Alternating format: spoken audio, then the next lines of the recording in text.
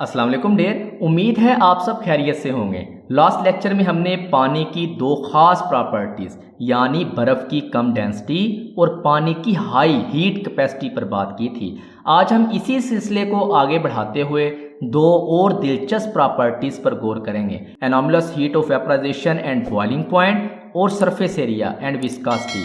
ये दोनों प्रॉपर्टीज़ भी हाइड्रोजन बॉन्डिंग की ही वजह से हैं। तो चलिए शुरू करते हैं आज का topic, anomalous heat of vaporization and boiling point. There, the general trend of enthalpy change of vaporization of group 16 hydride is a regular increase from hydrogen sulfide to polonium hydride. There, group 16 के hydrides की enthalpy of vaporization में आम तौर पर एक मुसलसल इजाफा regular increase होता है H2S से शुरू होकर H2PO यानी पोलोनियम हाइड्राइड तक। इसका मतलब है कि जैसे जैसे एटॉमिक साइज बढ़ता है इनको गैस में तब्दील करने के लिए ज़्यादा एनर्जी चाहिए होती है, जैसा कि आप इस ग्राफ में भी देख सकते हैं।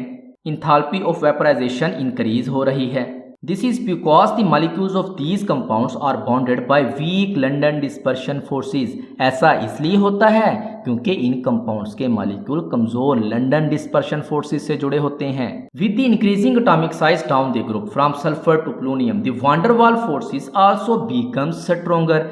डेयर ग्रुप में सल्फर से पोलोनियम की तरफ नीचे जाने से एटॉमिक साइज बढ़ता है, इसके साथ ही वान डेर वाल फोर्सेस भी मजबूत हो जाती हैं। सोचें, जैसे जैसे एटम बड़ा होता है उसमें इलेक्ट्रॉन्स की तादाद भी बढ़ती है। इस वजह से इसमें थोड़े वक्त के लिए बनने वाली पोलराइजेशन यानी चार्ज डिस्ट्रीब्यूशन और भी ज्यादा होता है, जिससे वान डेर वाल फोर्सेस मजीद मजबूत हो जाती हैं। If water had followed this trend the heat of vaporization of water would be the lowest among the group members.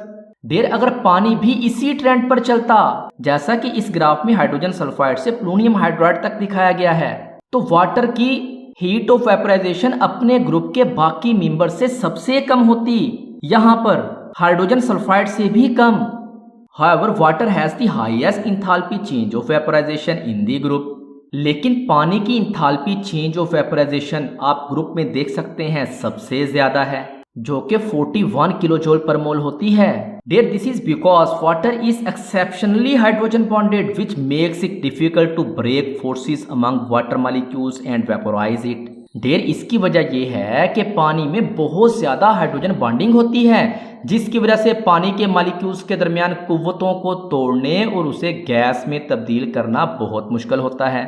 Dear, इसको फिगर 5.a में भी देखा जा सकता है, जहां पानी का बॉइलिंग पॉइंट अपने ग्रुप के दूसरे मेंबर से बहुत ज्यादा है, 100 degree centigrade. The boiling point of water is also remarkably higher than the rest of group 16 hydrides.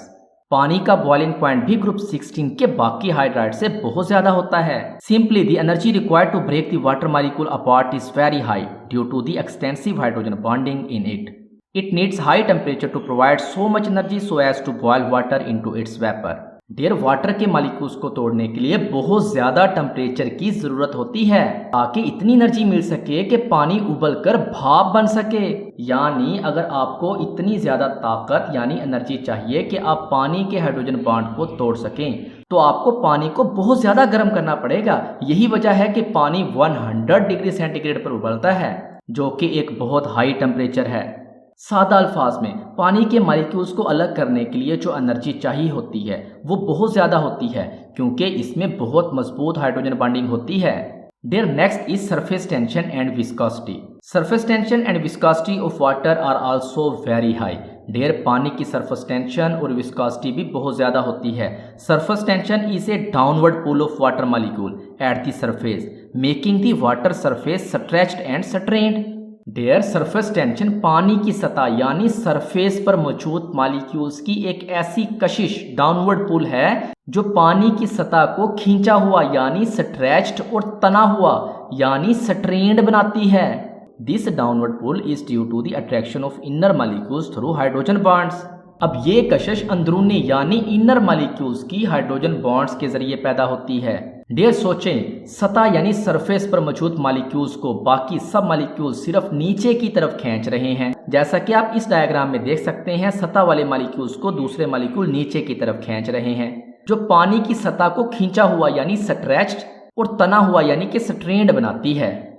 Viscosity is the resistance by liquid to its flow. अब डेयर बात करते हैं विस्कोसिटी की। डेयर विस्कोसिटी किसी भी लिक्विड के बहने यानी फ्लो के खिलाफ मुज़ाहमत रेजिस्टेंस को कहते हैं। Water has higher viscosity than many of liquids including lower hydrocarbons and alcohols like hexane and ethanol. डेयर पानी की विस्कोसिटी कई लिक्विड से ज्यादा होती है, जैसे कि लोअर हाइड्रोकार्बन्स और अल्कोहल, मसलन हेक्सेन और इथानॉल वगैरह से। The higher viscosity of water is also due to strong hydrogen bonds among the molecules. अब पानी की ज्यादा विस्कोसिटी की वजह भी मॉलिक्यूल्स के दरमियान मजबूत हाइड्रोजन बॉन्ड्स हैं। Alcohol can make hydrogen bond but the strength and extent of hydrogen bonding is far less than that in water.